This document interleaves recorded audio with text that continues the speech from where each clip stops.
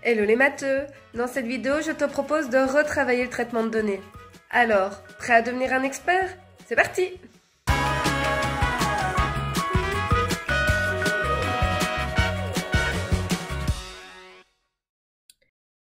Et c'est parti pour aborder les bases en statistique. Tout commence avec une question. Et pour tenter d'y apporter des réponses, nous nous lançons dans une enquête. Mais attention, les statistiques ne fonctionnent que dans un contexte où nous pouvons mesurer les informations que nous souhaitons analyser, traiter. Ce que nous pouvons mesurer, c'est ce qu'on appelle une variable. Comme son nom l'indique, une variable est une donnée qui peut varier. Et elle peut prendre deux formes, donc deux types de variables. Il y a les variables qui se mesurent à l'aide de valeurs et donc de nombres, c'est ce qu'on appelle une variable quantitative. Et il y a les variables qui se mesurent à travers des catégories et donc des mots, ce qu'on appelle une variable qualitative. Par exemple, en variable quantitative, je pourrais m'intéresser à la taille des élèves de ma classe. La taille se mesure à partir de nombres. Et en guise d'exemple pour une variable qualitative, je pourrais, par exemple, m'intéresser à l'animal préféré des élèves de ma classe. L'animal se mesure à travers des mots. Chien, chat, cheval, etc. Ce sont des mots. Je nous propose maintenant d'aborder le vocabulaire. Et pour qu'il prenne du sens, je nous propose de le découvrir à travers un exemple. Comme déjà dit au début de la vidéo, tout commence donc avec une question. Ici, je vais m'interroger sur la pointure des élèves de ma classe de 2e secondaire. Donc, quelle est la pointure des chaussures des élèves d'une classe de 2e secondaire? Pour parvenir à apporter des réponses à ma question, je vais réaliser une enquête, qui peut dans ce cas-ci prendre la forme d'un questionnaire, dans lequel je peux, entre autres, poser la question « Quelle est ta pointure de chaussures ?» Ce questionnaire s'adresse aux élèves de ma classe de 2e secondaire, c'est ce qu'on appelle mon public cible.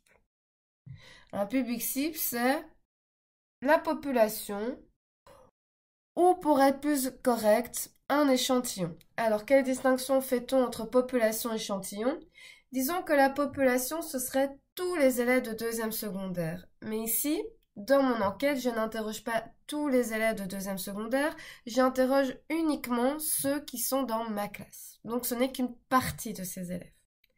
Et en général, ce que les statisticiens font, c'est qu'ils ont plusieurs échantillons, donc ils vont interroger plusieurs élèves de 2e secondaire de classes différentes et ils vont comparer leurs résultats. Ensuite, point de vue de la variable, ici, ce qui varie, c'est la pointure. Elle se mesure à partir de nombres et donc il s'agit d'une variable quantitative. Mon enquête me permet de récolter des données. Et les outils de statistique vont m'aider à les analyser, les traiter. C'est pour cela qu'on parle aussi de traitement de données pour évoquer les statistiques. Pour m'aider à visualiser toutes ces données, je peux les représenter à l'aide d'un graphique. Il existe 3 grands types de graphiques et je choisis en fonction de ce que je veux observer. Il existe les diagrammes en bâtonnet qui me permettent de facilement comparer des données. Ensuite, nous avons les diagrammes circulaires qui me permettent de visualiser chaque donnée par rapport à l'ensemble de toutes les données. Et enfin, les diagrammes évolutifs pour observer une éventuelle évolution. Par exemple, comment la température évolue-t-elle en fonction des heures d'une journée.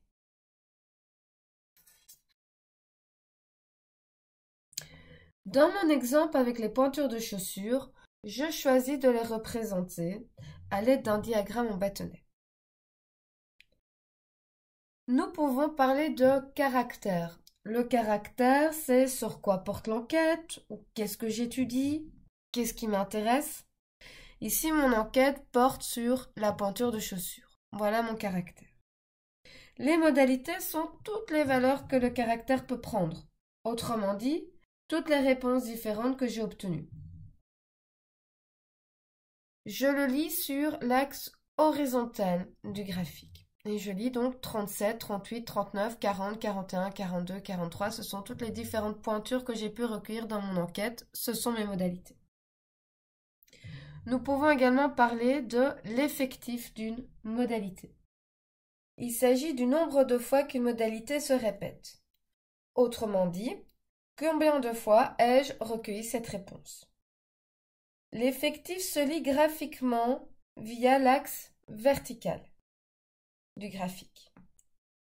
Par exemple, je peux lire qu'il y a 4 élèves qui chaussent du 37. Donc, l'effectif de la modalité 37 est 4.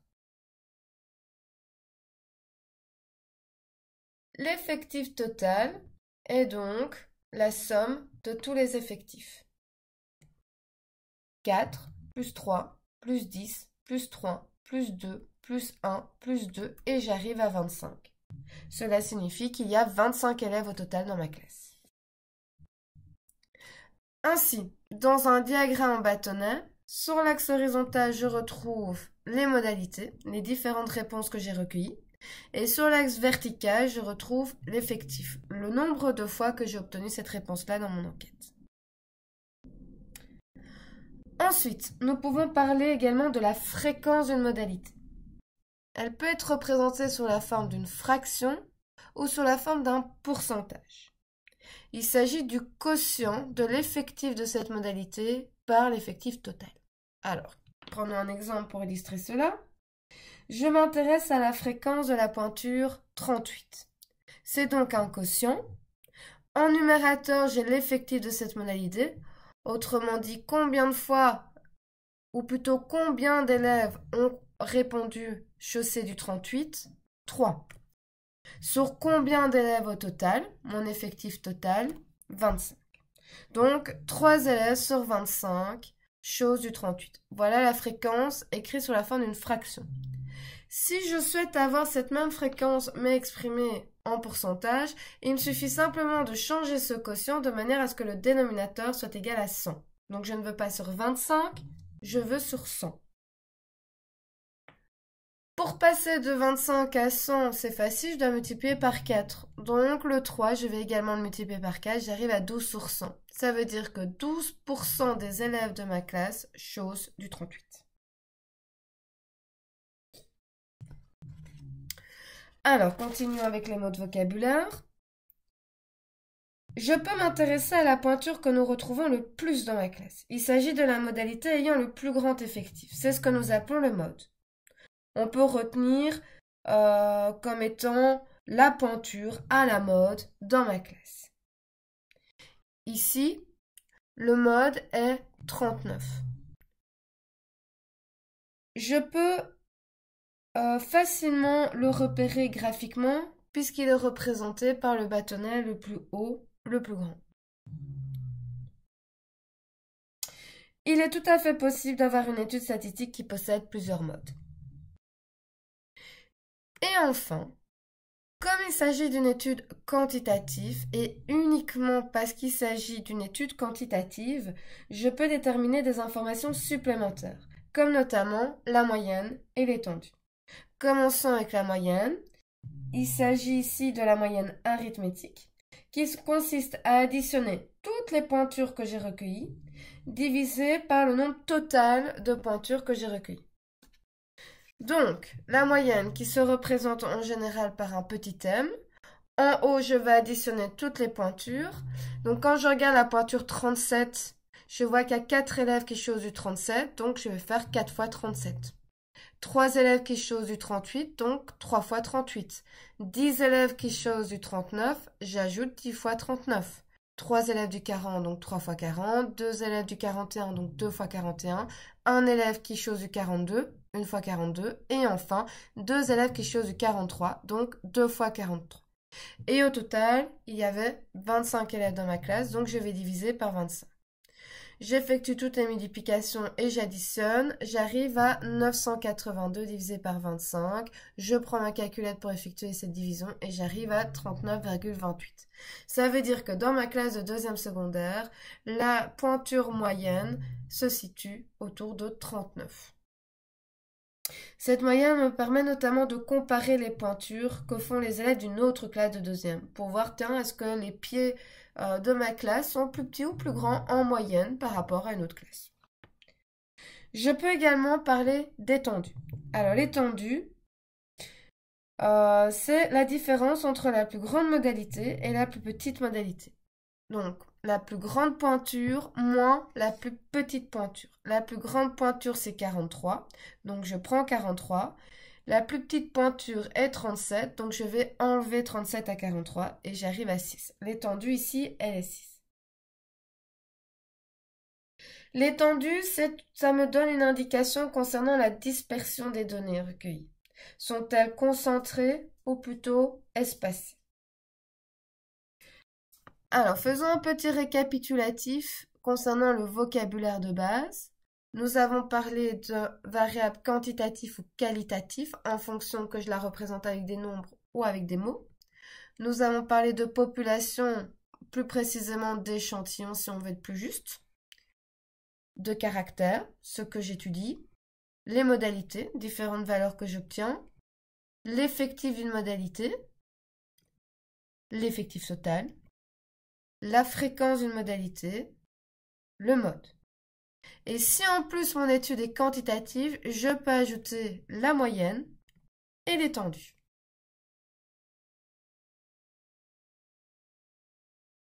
Voyons si tu as compris. Voici une enquête. Tu as le diagramme en bâtonnet sous les yeux. Je te laisse appuyer sur pause sur la vidéo pour te laisser le temps de compléter. Et quand tu es prêt à entendre la correction, il suffit de réappuyer sur play. Alors, l'enquête ici, c'est un professeur a traduit les résultats d'un test noté sur 10 par le diagramme en bâtonnet ci-dessous. Donc, la population qui est concernée, c'est un groupe d'élèves. Mais on n'a pas plus de précision. Quelle année? On ne sait pas. Le caractère, qu'est-ce qu'on étudie? Ce sont les résultats d'un test noté sur 10. L'appareil, on ne sait pas en quelle matière. Les modalités, on peut l'observer sur l'axe horizontal, ça va de 0 à 10. Le type de variable, comme les modalités se mesurent à partir de nombres, la variable est quantitative. L'effectif total, j'additionne 1 plus 2 plus 1 plus 3 plus 2 plus 6 plus 4 plus 3 plus 2 et j'arrive à 24. Là où il n'y a pas de bâtonnet, ça veut tout simplement dire qu'il y a 0 élève. Donc ici, il y a 0 élèves qui ont obtenu 0 sur 10 et 0 élèves qui ont obtenu 4 sur 10. La fréquence de 5. Ce que j'observe pour le bâtonnet de 5 sur 10, c'est qu'il y a 3 élèves qui ont obtenu la note de 5 sur 10. 3 sur 24, qui fait un huitième. Donc, un élève sur 8, 3 élèves sur 24 ou un élève sur 8 ont obtenu 5 sur 10. Ça, c'est sur la forme d'une fraction. Si je veux sur la forme d'un pourcentage, ça fait 12,5%. Donc, 12,5% des élèves de cette classe ont obtenu 5 sur 10. Le mode. La note obtenue le plus de fois, c'est 7 sur 10, puisque le bâtonnet est plus grand pour 7. Donc, le mode, c'est 7. La moyenne, j'additionne tout, j'arrive à 156 divisé par 24. La moyenne est de 6,5. Et enfin, l'étendue, 10 moins 0, 10. Deuxième petit exercice. Alors, même chose, on va se laisser le temps de répondre. On appuie sur pause et dès que tu es prêt pour entendre la correction, il suffit de appuyer sur play. Alors, dans cet exercice, il s'agit d'un sondage concernant une classe de deuxième secondaire sur les instruments de musique préférés. Donc, la population, ce sont des élèves d'une classe de deuxième secondaire. Le caractère étudié, ça concerne les instruments de musique préférés. Les modalités, les différents instruments de musique qui ont été recueillis ici, c'est piano, saxophone, guitare et djembé. Il faut bien se dire que si je mène une enquête sur les instruments de musique préférés, je vais poser la question aux élèves, quel est ton instrument préféré? Quel est ton instrument de musique préféré? Et la réponse qu'il me donnera fait partie de mes modalités. Il y en a qui ont répondu piano, saxophone, guitare, djembé. Comme on répond à partir de mots, il s'agit d'une variable qualitative. L'effectif total, il suffit de calculer le nombre total d'élèves qui ont répondu à cette enquête. Il y en a 9 qui ont choisi le piano, 10 le saxophone, 3 la guitare et 6 le djembé. 9 plus 10 plus 3 plus 6, on obtient 28. Effectif total. La fréquence de la modalité guitare en pourcentage et à l'unité, ben, sur les 28 élèves, il y en a 3 qui préfèrent la guitare. 3 sur 28. Pour avoir ça en pourcentage, je fais 3 divisé par 28, puisque la barre de fraction représente une division. Ça fait environ 0,11. Environ, c'est pour cette raison que le égal est ondulé. Et 0,11, ça fait 11%. Le mode. Donc, quel est l'instrument préféré majoritairement par cette classe? Il s'agit du saxophone, puisqu'il y a le plus d'élèves qui ont répondu saxophone. La moyenne, comme il s'agit d'une variable qualitative, il n'y en a pas. Je ne sais pas calculer l'instrument moyen. Je ne sais pas faire piano plus saxophone plus guitare plus djembé. C'est pas possible. Pas de moyenne. L'étendue, pareil. Au niveau de mes modalités, comme ce sont des mots, je ne peux pas savoir c'est qui de piano, de saxophone, de guitare, de djembé, c'est laquelle la plus grande ou la plus petite. Donc, il n'y a également pas d'étendue. Et voilà, j'espère que cette vidéo t'aura aidé. N'hésite pas à le dire en commentaire. Quoi qu'il en soit, la règle d'or pour réussir en mathématiques reste toujours la même, faire régulièrement des exercices à la maison.